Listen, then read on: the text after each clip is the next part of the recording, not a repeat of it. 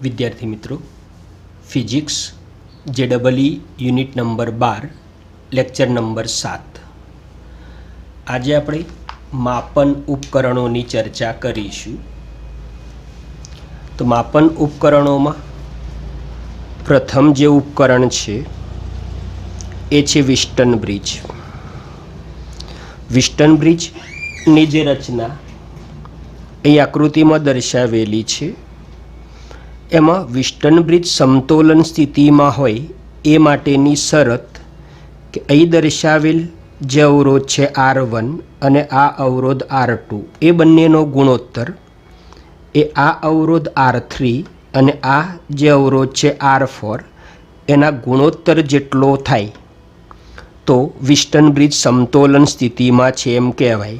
અને સમતોલન સ્થિતિનો અર્થ કે અહીં જે દર્શાવેલું બિંદુ P છે અને આ જે બિંદુ Q છે એ બંનેનું સ્થિતિમાન એ વખતે સરખું હશે।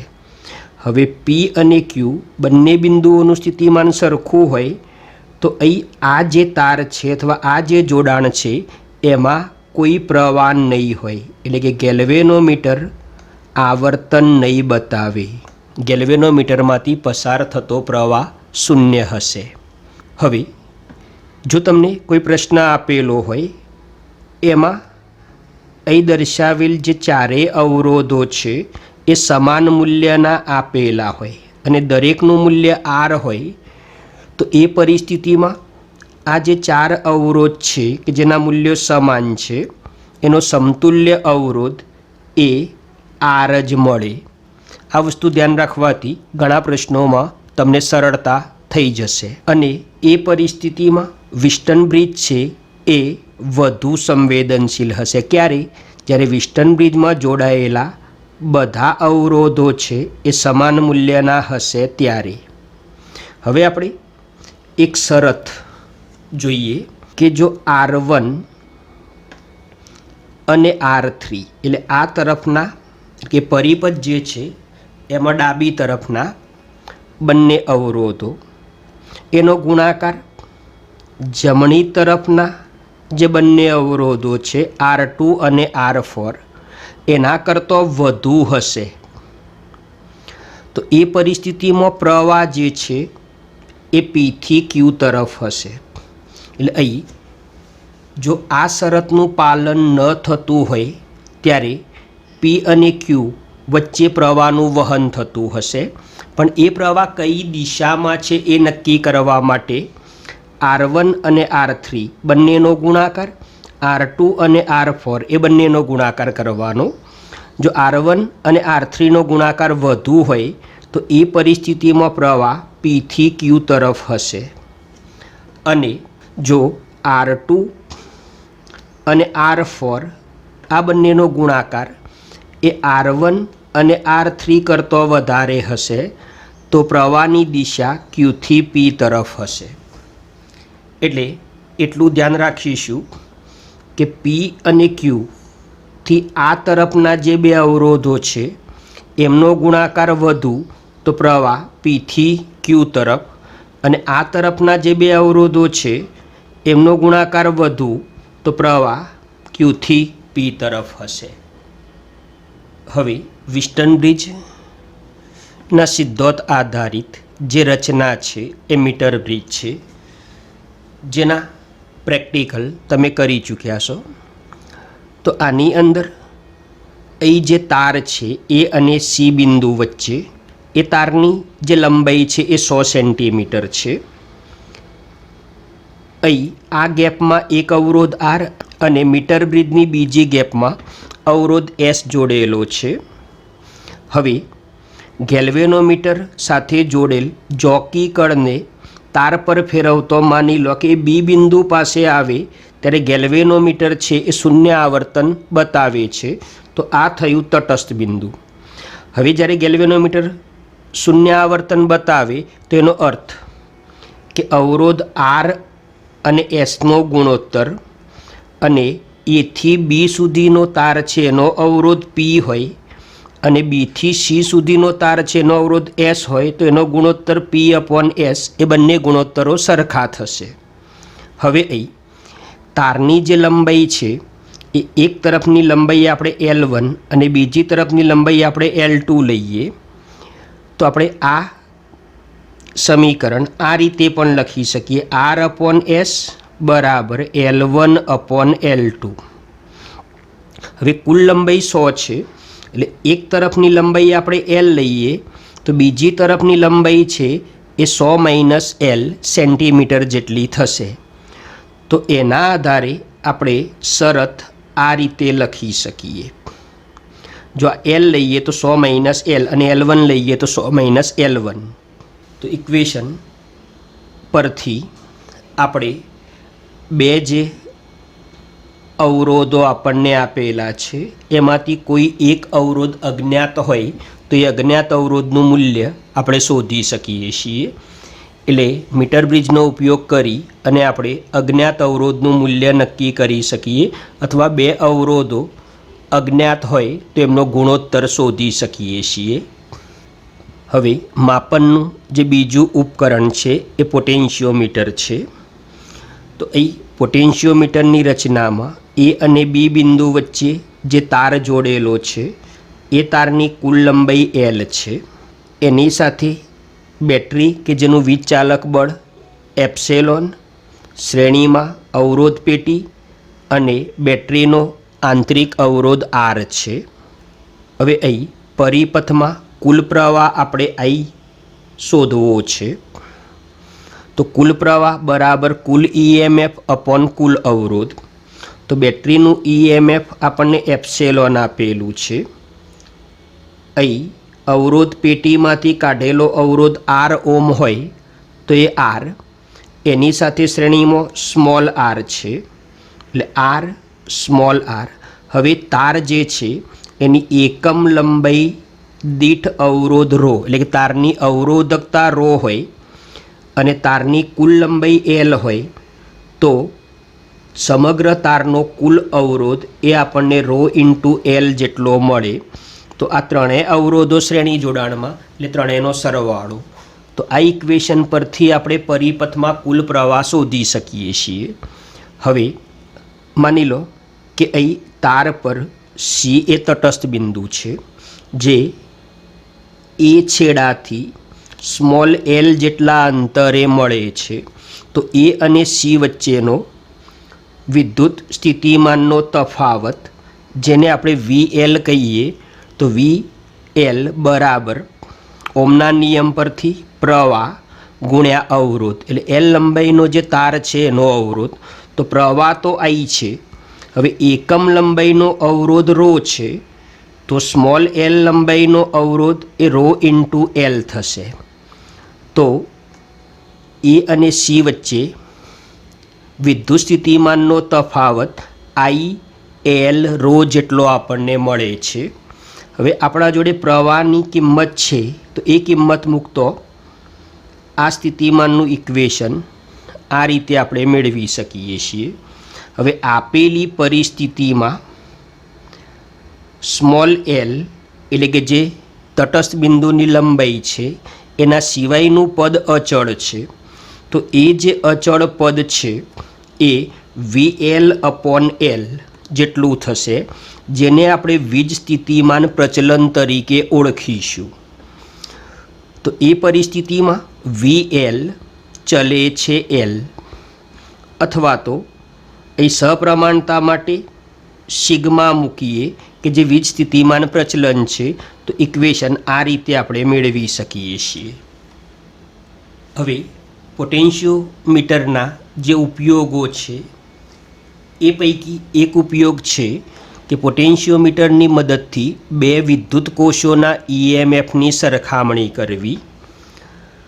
તો અહીં પરિપથ જે આપેલો છે એમાં ગૌણ પરિપથમાં બે સેલ કે જેમના EMF અનુક્રમે E1 અને E2 વડે દર્શાવેલ છે અને એમના તટસ્થ બિંદુઓ એ C1 અને C2 તરીકે દર્શાવેલ છે, જેમની લંબાઈઓ અનુક્રમે L1 અને L2 છે.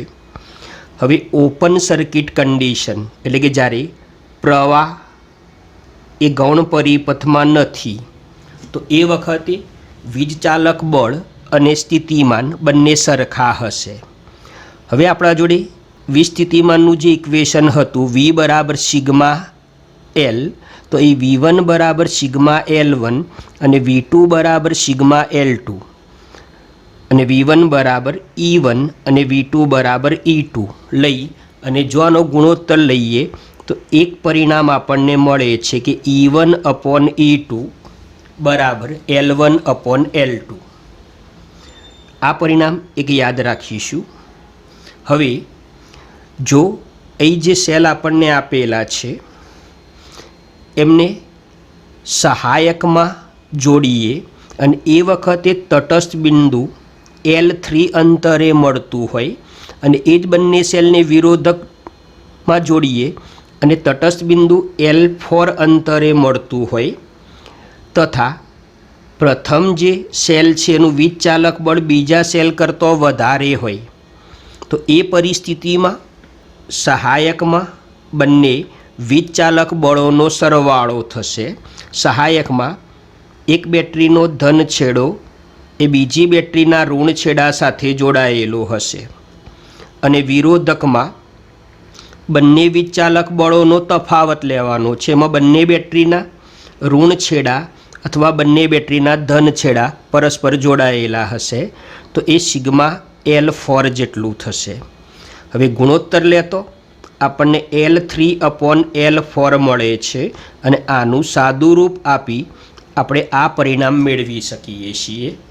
તો આપણે અહીં એક આ પરિણામ બે સ્વતંત્ર સેલ માટે અને એક આ પરિણામ સહાયકમાં અને વિરોધકમાં સેલ જોડ્યા હોય ત્યારે આ બંને પરિણામો યાદ રાખીશું. પોટેન્શિયોમીટરની મદદથી પ્રાથમિક સેલ જે છે એનો આંતરિક અવરોધ પણ શોધી શકાય છે. તો આપણે અહીં આગળ આ જે સેલ છે કે જેનું વીજચાલક બળ એપ્સિલોન છે એનો આંતરિક અવરોધ શોધવો છે.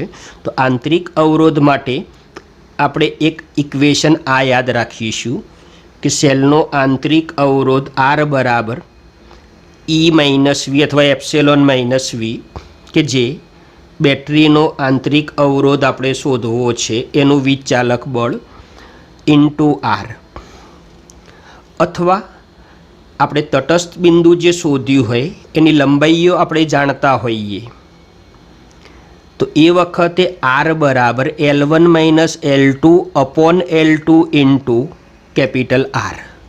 તો અહીં બંને લંબાઈઓ L1 અને L2 જે છે એમાં ગૌણ કળ K ડેશ ખુલ્લી હોય અને શોધેલું તટસ્થ બિંદુ છે એ આપણે L1 ગણીશું અને K ડેશ બંધ કરીને શોધેલી જે લંબાઈ છે આપણે L2 લેશું અને જેનો ઉપયોગ કરી અને આપણે આંતરિક અવરોધ આ ઇક્વેશનની મદદથી ગણી શકીએ છીએ. હવે આપણે માપન ઉપકરણોના જે પ્રશ્નો અગાઉના વર્ષોમાં સ્પર્ધાત્મક પરીક્ષાઓમાં પૂછાયેલા છે એવા થોડાક પ્રશ્નોની ચર્ચા આપણે કરીએ.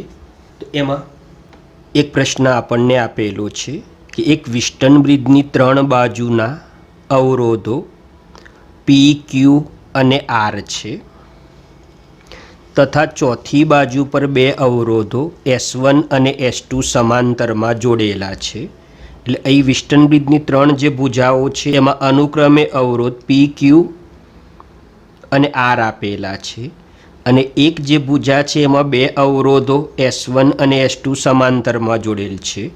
તો બ્રિજ સમતોલનમાં રહે એ માટેની શરત એટલે કે B અને D વચ્ચે જો આપણે ગેલ્વેનોમીટર જોડ્યું હોય તેમાં પ્રવાહ ન વહે અથવા તો B અને D બંનેનું સ્થિતિમાન સરખું થાય એ માટેની શરત મેળવવાની છે. તો આપણે વિસ્ટન બ્રિજ માટે જોઈ ગયા કે આ બંને અવરોધોનો ગુણોત્તર એ આ બંને અવરોધોના ગુણોત્તર જેટલો થાય, તો એ પરિસ્થિતિમાં બી અને ડી વચ્ચે કોઈ પ્રવાહ વહેતો નથી અને વિસ્ટન બ્રિજ સમતોલનમાં છે. તો એ શરતનું આપણે સમાધાન કરવું છે. તો અહીં બે અવરોધો સમાંતરમાં છે. તો પહેલાં એનો સમતુલ્ય અવરોધ આપણે શોધવો હોય તો અંશમાં બંનેનો ગુણાકાર અને છેદમાં બંનેનો સરવાળો. તો હવે આ શરતમાં જો અવરોધ એસ આપેલો છે એની જગ્યાએ આપણે આ કિંમત મૂકી દઈએ તો આપણને જે પરિણામ મળે છે એ P/Q બરાબર R કૌંસમાં S1 + S2 upon S1 × S2 જેટલું મળે છે. તો શરત યાદ હોય તો આપણે સરળતાથી આવા પ્રશ્નો સોલ્વ કરી શકીએ છીએ. અહીં બીજો જે પ્રશ્ન છે જેની ગણતરી ઘણી બુકોમાં બહુ લોંગ રીતે આપેલી છે, પણ આપણે જે ટિપ્સ જોઈ એની મદદથી આ પ્રશ્નનો આપણે ઉકેલ સરળતાથી લાવી શકીશું. તો એ આકૃતિમાં એ અને બી બિંદુ વચ્ચે એટલે કે એ બિંદુ અને આ બી બિંદુ વચ્ચે તાર જોડવામાં આવે તો આ તારમાં પ્રવાહ કઈ તરફ વહેશે. તો સૌથી પહેલાં આપણે એક કામ કરીએ કે એ શરત ચેક કરીએ. તો આ બંનેનો ગુણોત્તર લઈએ તો એ 4/4 અને આ બંનેનો ગુણોત્તર લઈએ તો એ 1/3 મળે છે. એટલે આનો અર્થ કે વિસ્ટન બ્રિજ સમતોલન સ્થિતિમાં નથી. તો સમતોલન સ્થિતિમાં ન હોય તો એ પરિસ્થિતિમાં આમાં પ્રવાહ વહેતો હશે. તો આપણે સિમ્પલ શું કરીશું કે અહીં ડાબી તરફના જે બે અવરોધો છે એનો ગુણાકાર કરીએ તો એ આપણને 4 મળે છે. જમણી તરફના જે બે અવરોધો છે એનો ગુણાકાર કરીએ તો એ આપણને 12 મળે છે. એટલે કે જમણી તરફનો જે ગુણાકાર છે વધારે છે. હવે જમણી તરફનો ગુણાકાર વધારે છે તો પ્રવાહ અહીં નીચેથી ઉપર તરફ એટલે બીથી એ તરફ હશે. તો આ રીતે આપણે સરળતાથી આવા પ્રશ્નો સોલ્વ કરી શકીશું. હવે નેક્સ્ટ જે પ્રશ્ન છે એમાં રકમમાં એવું કહેલું છે કે એક વિસ્ટન બ્રિજના પ્રયોગમાં અવરોધ એક્સ એટલે એક અવરોધ આપણને આપ્યો એક્સ અને અવરોધ વાય બીજો અવરોધ છે વાય ને સમતોલતી વખતે તારના એક છેડેથી 20 સેમી અંતરે તટસ્થ બિંદુ મળે છે. હવે અવરોધ એક્સ જે હતો એને બદલે એ અવરોધ આપણે 4x જેટલો એટલે કે 4 ગણો લઈ લીધો. તો એ જ છેડેથી તટસ્થ બિંદુ કેટલા અંતરે મળશે. તો અહીં પ્રથમ શરત જે હતી એમાં બે ભુજાના અવરોધ એક્સ અને વાય હતા. તો x/y બરાબર L1 અપોન 100 - L1. હવે L1 લંબાઈ આપણને આપેલી છે 20 તો છેદમાં 100 - 20 એટલે 80. તો આ જે ગુણોત્તર મળ્યો એ આપણને 1/4 મળ્યો. હવે બીજી પરિસ્થિતિમાં તો અવરોધ એક્સને બદલે 4x જેટલો છે અને બીજો અવરોધ એ વાય જ છે. હવે લંબાઈ બદલાય છે તો એને આપણે L' તરીકે લઈએ. તો અહીં L' આપણે શોધવો છે. હવે x/y ની કિંમત આપણે અહીં x અને yની જગ્યાએ મૂકી દઈ અને સાદું રૂપ આપી દઈએ તો આપણે આ જે નવી લંબાઈ છે એ સરળતાથી મેળવી શકીએ છીએ. હવે નેક્સ્ટ પ્રશ્નમાં આપણને રકમમાં એવું કહેવામાં આવ્યું છે કે મીટર બ્રિજમાં અવરોધોની અદલા બદલી કરતો સમતોલન બિંદુ ડાબી બાજુ 10 સેમી જેટલું ખસે છે. તેમના શ્રેણી જોડાણનો અવરોધ 1 કિલો ઓહ્મ છે. તો ડાબી બાજુની બારીમાં પ્રથમ માપણી વખતે કેટલો અવરોધ હશે. તો અહીં આ રીતે આપણે વિચારીએ કે અહીં 100 સેન્ટીમીટર લંબાઈનો તાર છે. હવે 100 સેન્ટીમીટર લંબાઈના તાર પર તટસ્થ બિંદુ કયો મળે છે આપણને ખબર નથી, પણ આપણે ધારી લઈએ કે તટસ્થ બિંદુ છે એ અહીં આપણને મળે છે. હવે બ્રિજમાં અવરોધોની અદલા બદલી કરતો સમતોલન બિંદુ ડાબી બાજુ એટલે આપણે આ લેફ્ટ અને આ રાઈટ સાઈડ લઈએ તો આ જે બિંદુ છે એ અવરોધો બદલતા આ તરફ શિફ્ટ થયું. કેટલું? તો 10 સેન્ટીમીટર જેટલું. એટલે કે ટૂંકમાં L1 જે લંબાઈ હતી એમાં 10 જેટલો ઘટાડો થયો. ક્યારે? અવરોધોની અદલાબદલી કરી ત્યારે. તો બે જે ગેપ વિસ્ટન બ્રિજમાં આપેલી હોય છે એમાં પ્રથમ ગેપ જેને આપણે P તરીકે અને બીજી ગેપ આપણે Q તરીકે ઓળખીએ છીએ. તો પ્રથમ જે ગેપ છે એમાં કેટલો અવરોધ હશે એ આપણે નક્કી કરવો છે.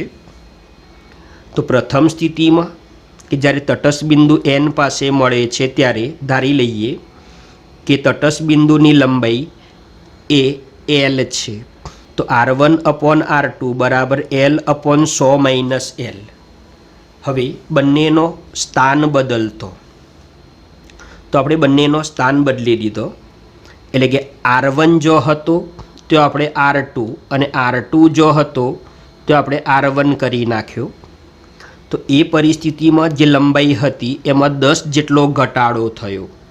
એટલે Lને બદલે અહીં L-10. તો હવે 100 - L કરતા હતા એની જગ્યાએ 100 - L-10. એટલે એ પરિણામ આપણને આ રીતે મળ્યું. હવે R1/R2 ઇન્ટુ R2/R1 એટલે કે આ બે જે ઇક્વેશનો છે એ બંનેનો ગુણાકાર લઈએ તો એ ગુણાકાર 1 થશે કારણ કે બંને વ્યસ્ત છે. તો હવે આ બાજુનો ગુણાકાર એ આપણને 1 જેટલો મળશે. હવે આ જે પદ આપણને મળ્યું એનું આપણે સાદું રૂપ આપીએ તો આપણને એક પદ આ મળ્યું. હવે સમીકરણ 1ની વાત કરીએ તો સમીકરણ 1માં R1/R2 છે. હવે આપણને એક શરત આપેલી છે કે બંને અવરોધો શ્રેણી જોડાણમાં હોય ત્યારે સમતુલ્ય અવરોધ 1 કિલો ઓમ એટલે કે 1000 ઓમ છે. તો આના પરથી R2 આપણને મળશે 1000 - R1. એટલે R2ની આ જે કિંમત આપણને મળી એ આપણે અહીં મૂકી દઈએ. તો R2ની કિંમત મૂકતો ઇક્વેશન થયું R1/1000 - R1. અને આ ઇક્વેશન જે છે આનું સાદુરૂપ આપતો L એ આપણને મળે છે 55 સેમી. એટલે એ કિંમત પણ અહીં મૂકતો આપણે સમીકરણનું આ સ્વરૂપ મેળવી શકીએ છીએ. અને એનું સાદુરૂપ આપી અને R1 શોધતો એ આપણને 550 ઓમ જેટલો મળે છે. નેક્સ્ટ પ્રશ્નમાં L લંબાઈના એક પોટેન્શિયોમીટર તાર અને અવરોધ R સ્મોલ r આપેલું છે ને શ્રેણીમાં તથા E0 EMFની બેટરી તથા R1 અવરોધ સાથે જોડવામાં આવેલ છે. આ પોટેન્શિયોમીટરની સ્મોલ l લંબાઈ પર બીજા અજ્ઞાત EMF E માટે સંતુલન બિંદુ મળે છે. તો Eનું મૂલ્ય શોધો. હવે સિગ્મા બરાબર I રો આ ઇક્વેશન આપણે જોયું. તો હવે રો શું દર્શાવે છે? એકમ લંબાઈ દીઠ અવરોધ. તો કુલ અવરોધ R છે અને તારની કુલ લંબાઈ L આપી છે. એટલે કુલ અવરોધ ભાગ્યા કુલ લંબાઈ કરીએ તો આપણને મળશે એકમ લંબાઈ દીઠ અવરોધ. એટલે રોની જગ્યાએ સ્મોલ r/L. પરંતુ પ્રવાહ I પરિપથમાં કેટલો હશે? તો વીજચાલક બળ ε0 આપેલું છે અને એની સાથે જોડાયેલા બે અવરોધ R1 અને R એ શ્રેણીમાં છે. એટલે કુલ અવરોધ જે છે R+R1 જેટલો થશે. તો Iની આ કિંમત આપણે અહીં મૂકી અને સાદુરૂપ આપી અને Eને કરતા બનાવીએ તો ફાઇનલી જે રિઝલ્ટ મળે છે આપણને ε0 RL અપોન કૌંસમાં R1 plus R2 into L મળે છે. નેક્સ્ટ પ્રશ્નમાં પોટેન્શિયોમીટર તારની લંબાઈ આપણને 100 સેન્ટીમીટર આપી છે અને મુખ્ય પરિપથમાં બેટરીનું EMF એપ્સિલોન વોલ્ટ આપેલું છે. જ્યારે ગૌણ પરિપથમાં 0.5 ઓહ્મનો આંતરિક અવરોધ હોય એવી બેટરીનું EMF માપવું છે અને તે વખતે તટસ્થ બિંદુ તારના ધન છેડેથી 30 સેમી અંતરે મળે છે. તો ગૌણ બેટરીનું EMF એ મુખ્ય બેટરીનું જે EMF છે એના પદમાં કેટલું થાય? તો આપણે જે ઇક્વેશન જોયું કે વિદ્યુત સ્થિતિમાન પ્રચલન સિગ્મા બરાબર I રો, એમાં આઈની કિંમત epsilon upon R plus L rho into small r, અથવા તો આ ઇક્વેશન સીધું યાદ હોય VL અપોન L અથવા તો સિગ્મા, તો સીધું આ ઇક્વેશન પણ લખી શકાય. એમાં કેપિટલ R જોડાણમાં નથી, આંતરિક અવરોધનો ઉલ્લેખ નથી. તો એ પરિસ્થિતિમાં આ બંને 0 લેતો ઇક્વેશન આપણને મળે છે એપ્સિલોન અપોન L. તો એપ્સિલોન બરાબર સિગ્મા L, અથવા તો આપણે ઇક્વેશન જોઈ ગયેલા છીએ કે V બરાબર સિગ્મા L. તો સીધું જ આપણે આના પરથી V ચલે છે L એટલે કે એપ્સિલોન ચલે છે L લખીએ તો પણ ચાલે. તો સીધું આપણને ઇક્વેશન મળી જશે અને એમાં L1 અને Lની કિંમતો આપેલી છે અને મુખ્ય પરિપથમાં જે બેટરી છે એના પદમાં જવાબ લાવવાનો છે. તો સાદુરૂપ આપતો એપ્સિલોન 1 આપણને 30 એપ્સિલોન અપોન 100 જેટલું મળે છે. એક પોટેન્શિયોમીટર તારનો અવરોધ 8 ઓહ્મ અને લંબાઈ 4 મીટર આપેલી છે. હવે તાર સાથે કેટલો અવરોધ શ્રેણીમાં જોડીને 2 વોલ્ટના EMF વાળા એક્યુમ્યુલેટર સાથે જોડતો તારમાં વીજ સ્થિતિમાન પ્રચલન 1 મિલીવોલ્ટ પર સેન્ટીમીટર મળે? તો એક્યુમ્યુલેટર જે છે એ CPUમાં વપરાતો એક પ્રકારનો અવરોધ છે. તો વિદ્યુત સ્થિતિમાન પ્રચલન સિગ્મા આપેલું છે 1 મિલીવોલ્ટ પર સેમી, તો એને વોલ્ટ પર મીટરમાં ફેરવી નાખતો એ આપણને 0.1 વોલ્ટ પર મીટર મળે છે. હવે વિદ્યુત સ્થિતિમાન પ્રચલન સિગ્મા બરાબર I રો, તો હવે I પ્રવાહ એટલે કુલ વોલ્ટેજ અપોન કુલ અવરોધ. તો અહીં આપણને એક અવરોધ 8 ઓહ્મ આપેલો છે અને એક્યુમ્યુલેટર જે છે એનો અવરોધ આપણે શોધવો છે. તો એ માની લઈએ કે R છે જે 8 ઓહ્મ સાથે શ્રેણીમાં જોડાયેલ છે. એટલે આ પ્રવાહ I થયો. હવે રો એટલે એકમ લંબાઈ દીઠ અવરોધ શોધવા તારનો અવરોધ ભાગ્યા તારની લંબાઈ. તો તારનો જે કુલ અવરોધ છે એ 8 ઓહ્મ આપેલો છે અને તારની લંબાઈ 4 મીટર આપેલી છે. તો આનું સાદુરૂપ આપી અને એક્યુમ્યુલેટર જે છે એનો અવરોધ આપણે 32 ઓહ્મ મેળવી શકીએ છીએ. નેક્સ્ટ જે પ્રશ્ન છે એમાં પોટેન્શિયોમીટરના પ્રયોગમાં એવું જાણવા મળે છે કે જ્યારે વિદ્યુત કોષના છેડાને પોટેન્શિયોમીટરના 52 સેમી તાર સાથે જોડતો ગેલ્વેનોમીટરમાંથી પસાર થતો પ્રવાહ શૂન્ય બને છે. જો કોષને 5 ઓહ્મ અવરોધથી શન્ટ કરતો તારની લંબાઈ 40 સેમી માટે સમતોલન સ્થિતિમાં મળે છે, તો કોષનો આંતરિક અવરોધ કેટલો? તો આમાં 2 કન્ડિશનમાં લંબાઈ આપણને આપેલી છે. તો આંતરિક અવરોધનું જે ઇક્વેશન આપણે જોઈ ગયા કે R બરાબર L1 minus L2 upon L2 into R એ યાદ હોય તેમાં આ કિંમતો મૂકી સરળતાથી આપણે જવાબ લાવી શકીએ છીએ. એ જ પ્રમાણે જે નેક્સ્ટ ક્વેશ્ચન છે એમાં પોટેન્શિયોમીટર તારની લંબાઈ 100 સેમી આપેલી છે. તેના 2 છેડા વચ્ચે ચોક્કસ પીડી લાગુ પાડેલ છે. 2 કોષને પ્રથમ સહાયક અને પછી વિરોધકમાં જોડતો તટસ્થ બિંદુ ધન છેડાથી 50 સેમી અને 10 સેમી અંતરે મળતું હોય તો EMFનો ગુણોત્તર કેટલો? તો આ પ્રકારના પ્રશ્નોમાં પણ આપણે જે ઇક્વેશન જોયું એ યાદ હોય તો સરળતાથી આપણે એનો જવાબ લાવી શકીએ છીએ. તો વિદ્યાર્થી મિત્રો, આપણે આ જે ટૉપિક જોયો એના આધારે અગાઉના વર્ષોમાં પૂછાયેલા કેટલાક પ્રશ્નો તમને એ આપેલા છે, તો સ્ક્રીનશોટ લઈ અને એ સોલ્વ કરી લેશો.